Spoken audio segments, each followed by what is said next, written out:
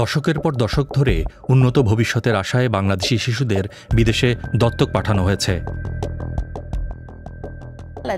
দারিদ্র্যের কারণে বিপদে পড়া শিশুদের রক্ষার জন্য।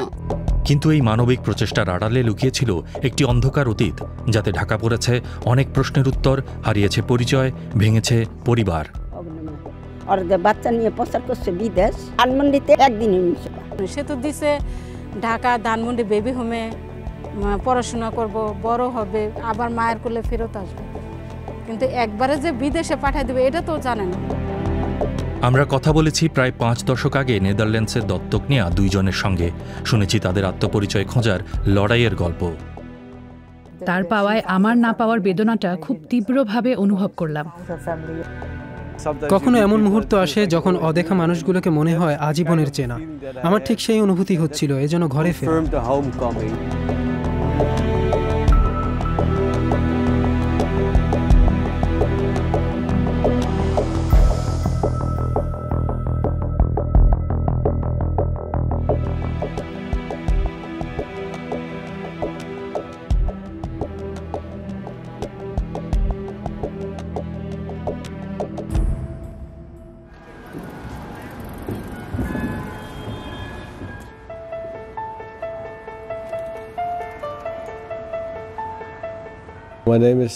আমার নাম সান্ডার মুলমিস্টার। আমার জন্ম বাংলাদেশের ঢাকায়। 2.5 বছর বয়সে আমি হল্যান্ডে আসি।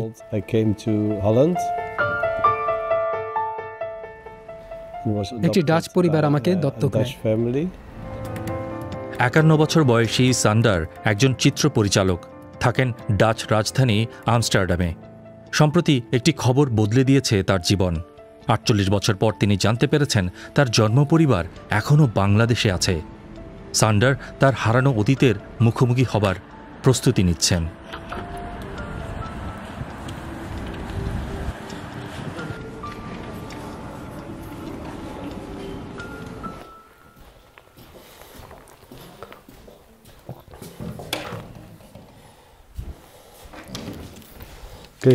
তাহলে পরিবার, এগুলো গুরুত্বপূর্ণ কাগজ। আমার পাসপোর্ট, বাংলাদেশের ভিসা সহ।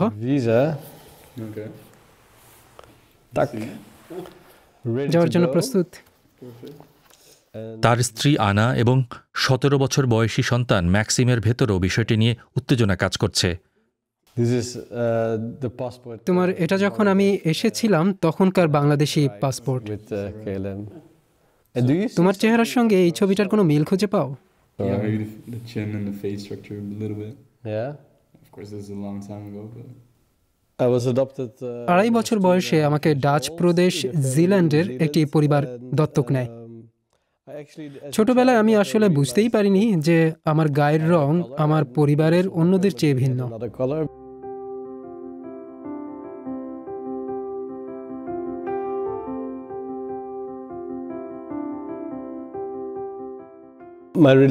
আমাকে দত্তক নেওয়া বাবা মায়ের সঙ্গে আমার সম্পর্ক খুব ভালো ছিল, শুধু একে অপরকে বোঝার বিষয়টা অত সহজ ছিল না।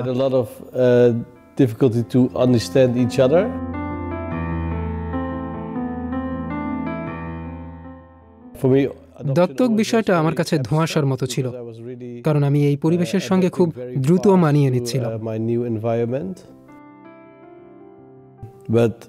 তবে পরে যখন আমি বিদেশে থাকা শুরু করলাম, তখন অন্যদের আচরণ দেখে বুঝতে পারলাম আমি অন্য আরেক পরিবেশ থেকে এসেছি।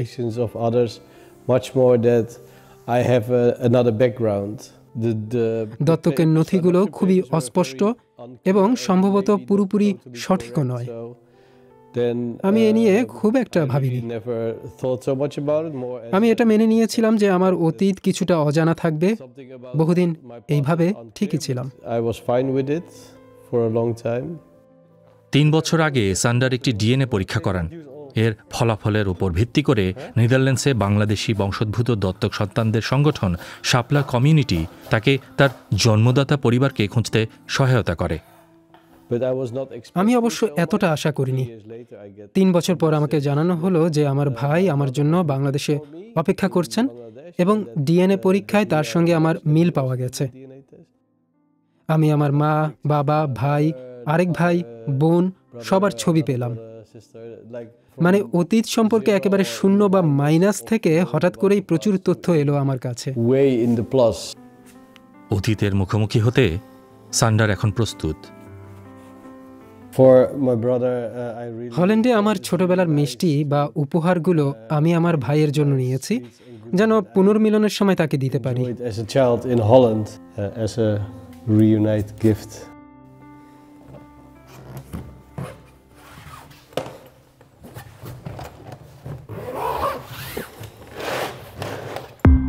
অনেক দত্তক নেওয়া সন্তানের জন্য নিজের শিকড় খুঁজে পাওয়ার এই যাত্রাটা যেন এক অনন্ত পথ চলা।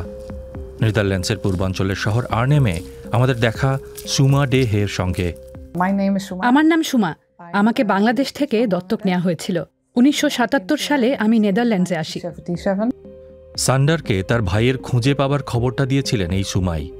তিনি শাপলা কমিউনিটির একজন সদস্য। নেদারল্যান্ডসে বেড়ে ওঠা বাংলাদেশি দত্তক সন্তানদের পরিবার খুঁজে দেওয়ার কাজটা করে এই সংগঠন। আমরা শাপলা গঠন করি 2003 সালে।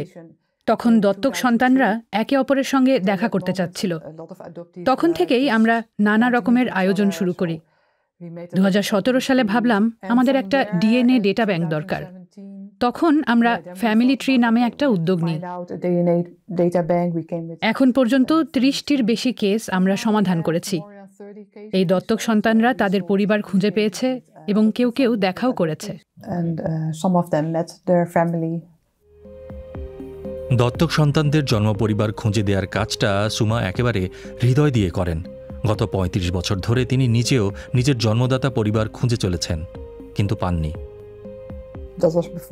আমরা কাজ শুরুর আগেই আমার এক বান্ধবী তার পরিবারকে খুঁজে পায়। আমরা খুব কাছের বন্ধু। যখন সে তার পরিবার খুঁজে পেল, তখন সেটা আমার জন্য খুব কষ্টের ছিল। তার পাওয়ায় আমার না পাওয়ার বেদনাটা খুব তীব্রভাবে অনুভব করলাম। এটা আমার শিশুকালের ছবি, যেটা আমার দত্তক বাবা মা পেয়েছিলেন নেদারল্যান্ডসে আসার আগে। তারা বলেছিলেন আমি বাংলাদেশে 3 মাসের মতো একটি চাইল্ড কেয়ার সেন্টারে ছিলাম।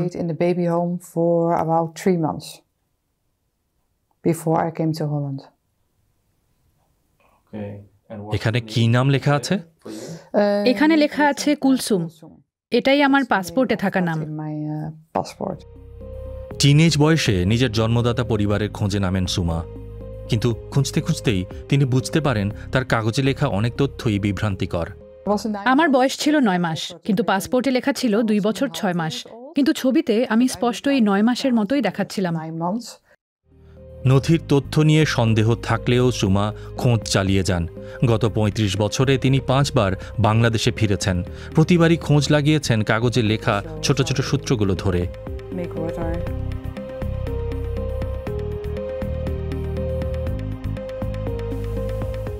In 1989-1990, that was the first time that we went to Bangladesh. 1989-90 সালে আমি প্রথম বাংলাদেশে আসি আমার দত্তক পরিবারকে সঙ্গে নিয়ে। নথির ঠিকানা দেখে আমরা একসাথে উত্তরবঙ্গে যাই। অনেক মানুষের সঙ্গে কথা বলি। আমার কেস আর অনেক দত্তক কেস নিয়ে আলোচনা হয়, কিন্তু কিছুই খুঁজে পাইনি।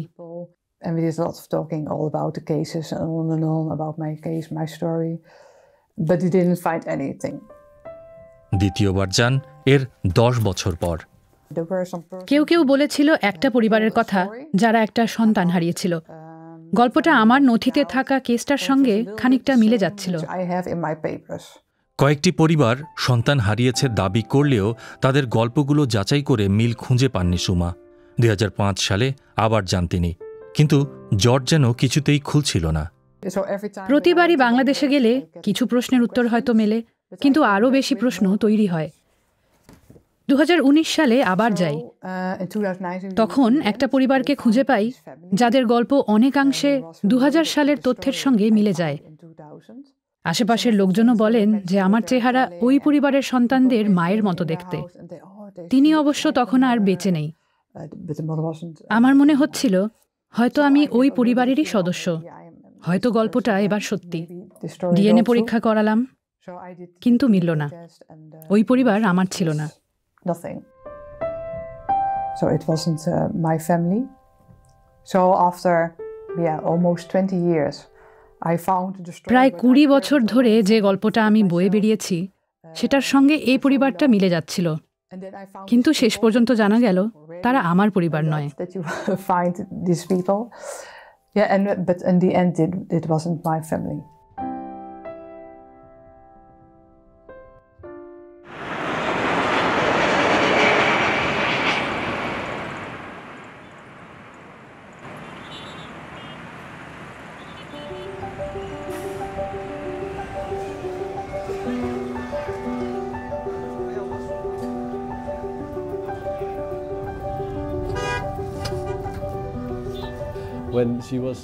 যখন তিনি বললেন তোমার ভাই তোমাকে খুঁজছে, তখন মনে হচ্ছিল আমার পায়ের নিচ থেকে মাটি সরে যাচ্ছে। একেবারে অদ্ভুত এক অনুভূতি, যেন কেউ আমাকে আরেকজনের কথা বলছেন, অথচ সেই আরেকজনটা আসলে আমি। কিন্তু এটা সেই আমি যার সঙ্গে অতীতে কোনো যোগাযোগ ছিল না। আমি ভাবিওনি যে কখনো এমনটা ঘটবে।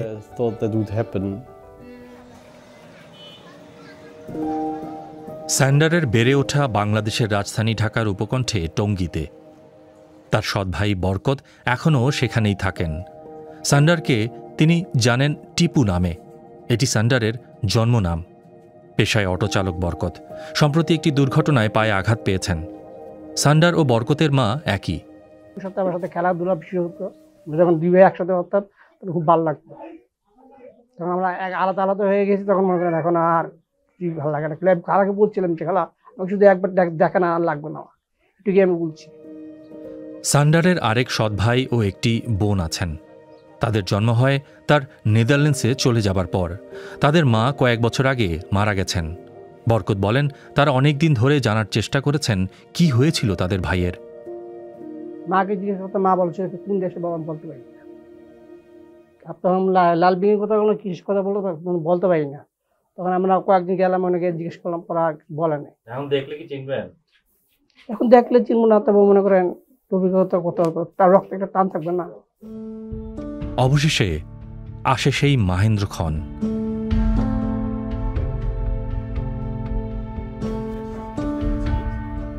স্যান্ডার শাপলা কমিউনিটির স্বেচ্ছাসেবকদের সাহায্য নিয়ে ভাইয়ের বাড়িতে যান। আর বরকতও জানেন ভাই আসছে।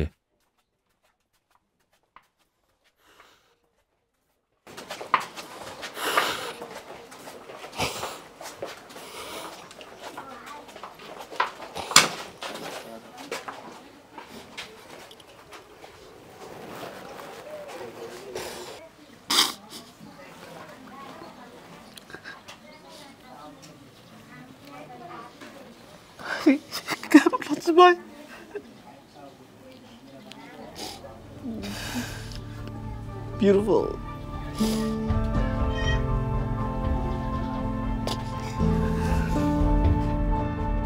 Where's your family?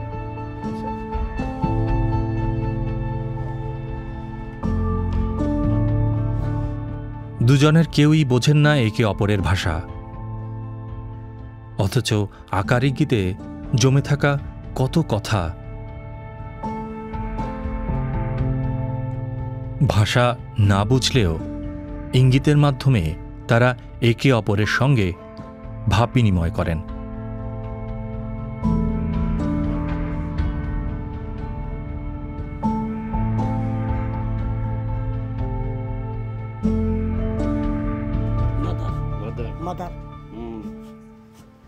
মা বেশিরভাগ তো চিন্তা করতো আমার নিয়ে, আমার কাছে গিয়া বাসায় গিয়ে বলতো যে টিপু আসবে কখন রে, টিপু তুই বললি ওটা টিপু না, তাই আমি টিপু আর পাম্প করি। আমি টিপু আসবে, আমাদের টিপু রক্ত টিপু হয়ে থাকে, একদিন একদিন বাংলাদেশ ফিরবেই।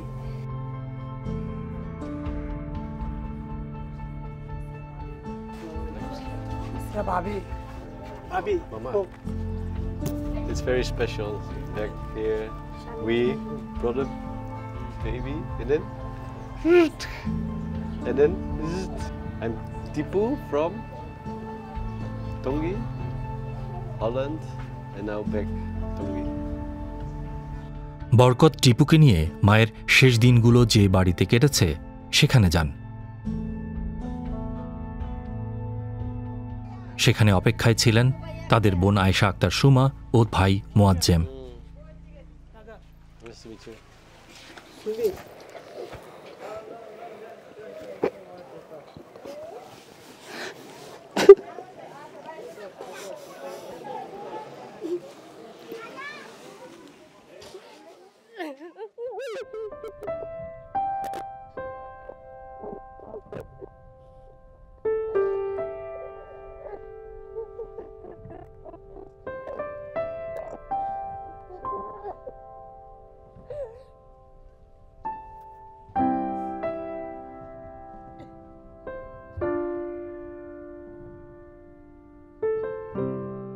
আর তুমি ভাত খাইতা ভাত She used to feed you childhood. childhood.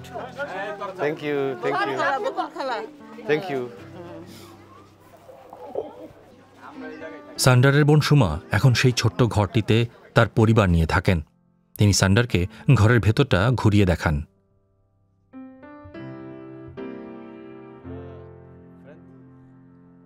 Ma, here sitting, make hair more sooner. Yeah, Mama.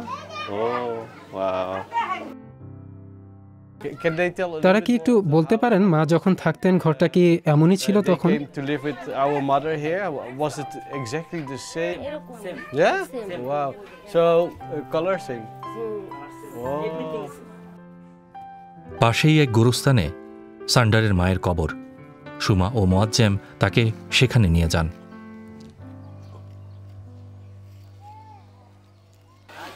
Mama. Ma. Mother.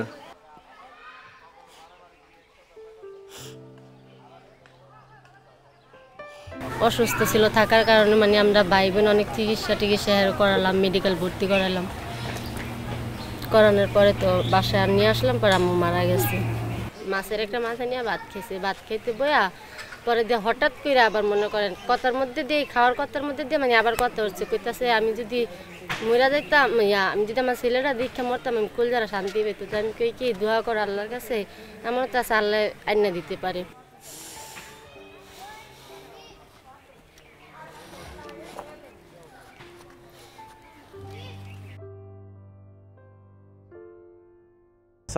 কখনো এমন মুহূর্ত আসে যখন অদেখা মানুষগুলোকে মনে হয় আজীবনের চেনা। আমার ঠিক সেই অনুভূতি হচ্ছিল, এজন্য ঘরে ফেরা। নিজের শেকড়টাকে আরও ভালোভাবে বুঝতে সান্ডার এলেন ঢাকার মুক্তিযুদ্ধ জাদুঘরে। তিনি মনে করেন বাংলাদেশের 1971 সালে স্বাধীনতা অর্জন তার নিজের জীবনের যাত্রারও ভিত্তি। আমার জন্য এই ছবিটা জীবনের একটা অংশ, কারণ আমি মনে করি সেই সময় থেকেই মানুষ ক্রমাগত জায়গা বদল করছিল। অনেকে যুদ্ধের কারণে ভারতে শরণার্থী হিসেবে চলে যান, পরে আবার ফিরে আসেন বাংলাদেশের কোনো একটা অংশে। এরপর তৎকালীন সরকার তাদের বিভিন্ন এলাকায় পুনর্বাসন করে।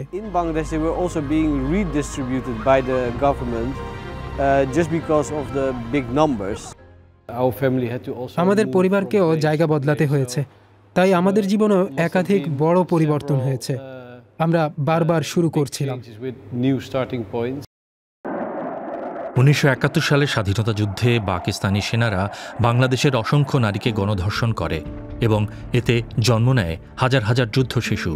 যুদ্ধ ও দারিদ্র্যের কষাঘাতে জর্জরিত অনাথ বা পরিত্যক্ত শিশুদের দত্তক নেবার জন্য আন্তর্জাতিক ডাক দেয়া হয়। 1974 সালের দুর্ভিক্ষ এই সংকট আরও বাড়িয়ে তোলে, ফলে বছরের পর বছর ধরে চলতে থাকে এই দত্তক প্রক্রিয়া। তবে আস্তে আস্তে বের হতে থাকে এর অন্ধকার দিক। এই বিষয়ে আরও জানার জন্য আমরা এসেছি নেদারল্যান্ডসের মাস্ট্রিক্ট বিশ্ববিদ্যালয়ে। এলভিরা লোয়েবেল এখানকার একজন সহকারী অধ্যাপক। এই ধারণার শুরু হয় যুদ্ধ শিশু বা যুদ্ধ ও দারিদ্র্যের কারণে বিপদে পড়া শিশুদের রক্ষার জন্য। কিন্তু এক সময় এমন অনেক শিশুকেও দত্তক নেওয়া হয় যাদের স্বেচ্ছায় দত্তকের জন্য পাঠানো হয়নি।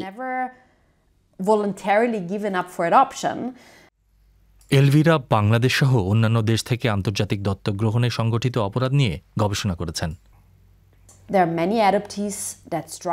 অনেক দত্তক নেওয়া সন্তান তাদের পরিচয় খুঁজে পাচ্ছেন না। তাদের কাগজপত্রে ভুল বা বিভ্রান্তিকর তথ্য থাকায় তারা খুব অসুবিধার মধ্যে পড়েছেন। এর ফলে নিজের অতীত খুঁজে বের করা তাদের জন্য খুবই কঠিন হয়ে পড়েছে।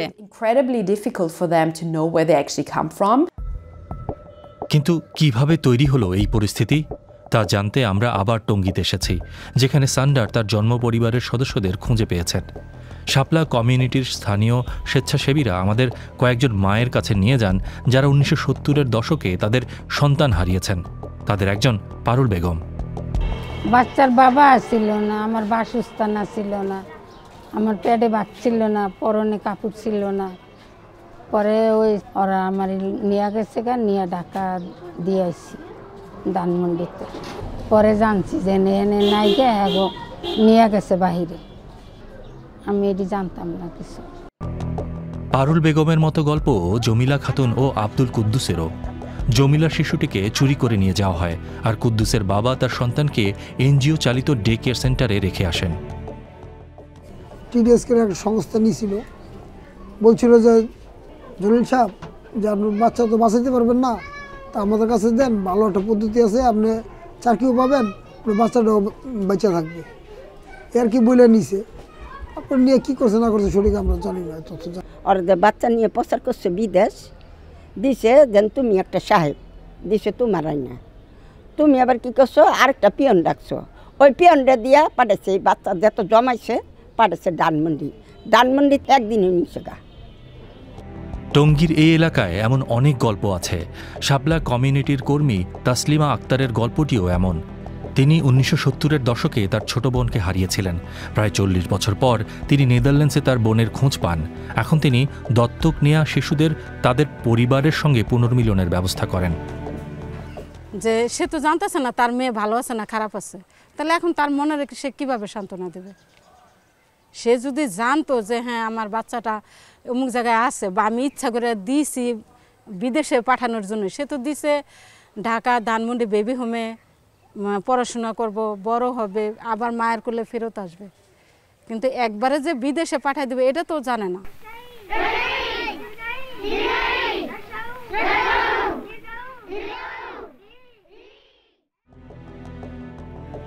1970-এর দশকে সালভেশন আর্মি, টেয়ার দেস ওম বা টিডিএইচ নেদারল্যান্ডস এবং আরও কয়েকটি এনজিও টঙ্গীতে স্কুল ও ঢাকায় শিশু সেবা কেন্দ্র স্থাপন করে।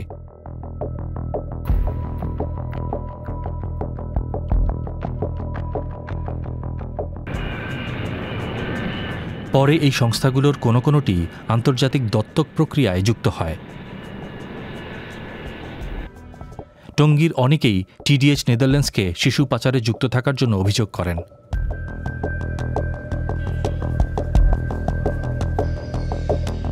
আমরা টিডিএইচ নেদারল্যান্ডস, সালভেশন আর্মি ও ওয়ার্ল্ড চিলড্রেন সহ কয়েকটি সংস্থার সঙ্গে যোগাযোগ করেছি। কেবল টিডিএইচ নেদারল্যান্ডস সাড়া দিয়েছে এবং জানিয়েছে তারা কখনোই কোনো দত্তক সংস্থা ছিল না এবং তারা সাক্ষাৎকার দিতে অস্বীকৃতি জানায়। মাস্ট্রিক্ট ইউনিভার্সিটির এলভিরা লোয়েবেল মনে করেন, যদিও এসব দত্তক শুরু হয়েছিল মানবিক কারণে, যুদ্ধ বা দুর্যোগে ক্ষতিগ্রস্ত শিশুদের সাহায্য করতে, কিন্তু পরে এর উদ্দেশ্য বদলে যায়। পশ্চিমা দেশগুলোর অনেকের কাছে এটি পরিবার গড়ার উপায় হয়ে ওঠে। In the 70s, women began to delay motherhood because of 70-এর দশকে নারীরা শিক্ষা ও ক্যারিয়ারের জন্য মা হওয়া পিছিয়ে দিতেন। পরে সন্তান নিতে চাইলেও অনেক সময় সন্তান নিতে পারতেন না। এই সাংস্কৃতিক পরিবর্তনের ফলে বন্ধ্যাত্ব বেড়ে যায়। ফলে এই চাহিদা পূরণে আন্তর্জাতিক দত্তক গ্রহণ একটা উপায় হয়ে ওঠে। A way to respond to this demand for children. তিনি বলেন, এই প্রক্রিয়ায় আর্থিক লেনদেন দুর্নীতির পথ খুলে দেয়।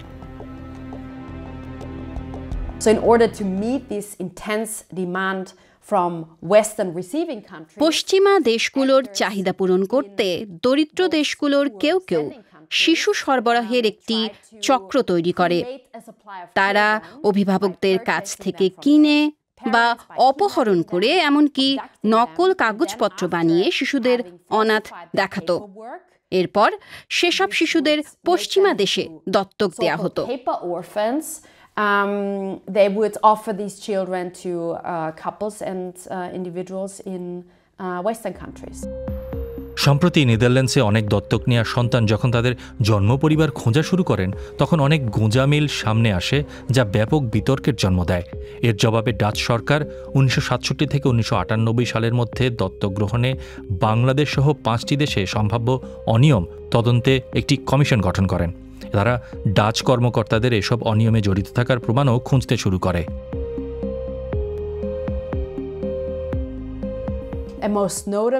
সবচেয়ে গুরুত্বপূর্ণ হলো কমিশন দেখতে পায় যে ডাচ সরকার এসব অনিয়মের বিষয়ে জানত, কিন্তু তা বন্ধে কোনো ব্যবস্থা নেয়নি। কমিশনের প্রতিবেদন প্রকাশের পর 2024 সালে ডাচ সরকার আন্তর্জাতিক দত্তক গ্রহণ বন্ধ করে দেয়। তবে আজ বাংলাদেশে যেসব শিশুর পরিবার নেই তাদের ক্ষেত্রে কি হয় দেখতে সান্ডার ঢাকার একটি চাইল্ড কেয়ার সেন্টারে যান। এখানে অনাথ শিশুদের একটি পারিবারিক পরিবেশে লালন করা হয়। এই জায়গাটি আমার জন্য গুরুত্বপূর্ণ, কারণ এটি দেশ স্বাধীনের পরবর্তী ইতিহাসের অংশ, যখন মারা তাদের সন্তানদের এখানে ডে কেয়ারে রেখে যেতেন। এখানে অবশ্য দত্তক নেওয়া হতো না, তবু এটা অনেকটা আমার নিজের অভিজ্ঞতার মতো। আমি যখন 2-2.5 বছরের ছিলাম, আমিও ডে কেয়ারে ছিলাম। তাই এখানে আসতে পারা, শিশুদের দেখা ও তাদের সঙ্গে কথা বলা, এটা সত্যি দারুণ অভিজ্ঞতা। এই সেবা কেন্দ্রে শিশুদের একটি পারিবারিক পরিবেশে বড় করার চেষ্টা করা হয়। প্রতিষ্ঠানটির কর্মকর্তারা মনে করেন শিশুদের নিজের জন্ম নিজের পরিবারই হওয়া উচিত।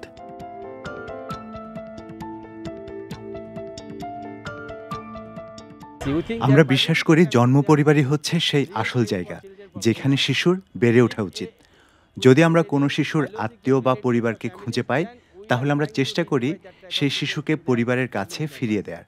প্রয়োজনে আমরা আর্থিক সহায়তা ও অন্যান্য সেবা দিয়ে থাকি, যাতে তারা সমাজে অবদান রাখতে পারে। সান্ডারের বাংলাদেশ সফর প্রায় শেষের পথে। আরেকটা ঘরে ফিরতে হবে তার, যেখানে 48 বছর আগে আরেকটি জীবনের শুরু হয়েছিল। তিনি মনে মনে ভাবেন কেমন হতো যদি তিনি বাংলাদেশেই বড় হতেন, যে প্রশ্নের উত্তর হয়তো কখনো জানা হবে না তার। এদিকে নেদারল্যান্ডসের আর্নহেমে সুমাও ভাবেন বাংলাদেশে কেমন হতে পারত তার জীবন। তার জন্য এই প্রশ্নগুলোর উত্তর আরও অনেক কঠিন, কারণ তিনি তার জন্ম পরিবার সম্পর্কে কিছুই জানেন না।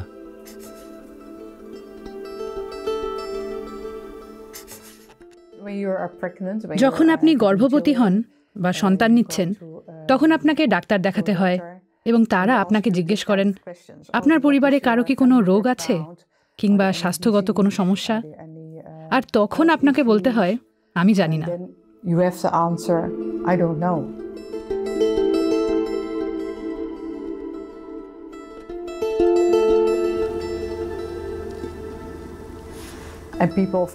লোকজন বাইরে থেকে সব সময় ব্যক্তিগত প্রশ্ন করে, তুমি কি তোমার পরিবার খুঁজে পেয়েছো? তোমার কৃতজ্ঞ হওয়া উচিত যে তোমাকে দত্তক নেওয়া হয়েছে। কিন্তু কেন? আমি তো জানিই না আমার পরিবার কে। আমি তো কখনো দত্তক নিতে বলিনি, এটা আমার সিদ্ধান্ত ছিল না, তাই আমি কৃতজ্ঞ হতে বাধ্য নই। হ্যাঁ, এই জীবনটা হয়তো বাংলাদেশের জীবনের চেয়ে উন্নত, কিন্তু আমি জানি না, হয়তো আমি বেশি সুখী হতাম যদি আমার সে করে থাকতে পারতাম নিজের জায়গায়। এখন যখন মানুষ আমাকে জিজ্ঞেস করে দত্তক নেওয়ার বিষয়টা নিয়ে তোমার ভাবনা কি, আমি সত্য কথা বলি। আমি বলি আমার ভালো লাগে না, কারণ আমি জানি না আমার জন্মদাতা বাবা মা কে।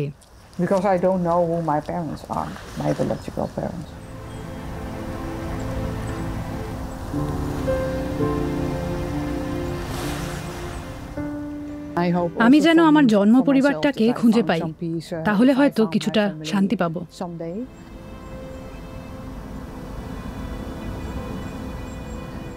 এটাই আমার জীবনের সবচেয়ে বড় চাওয়া।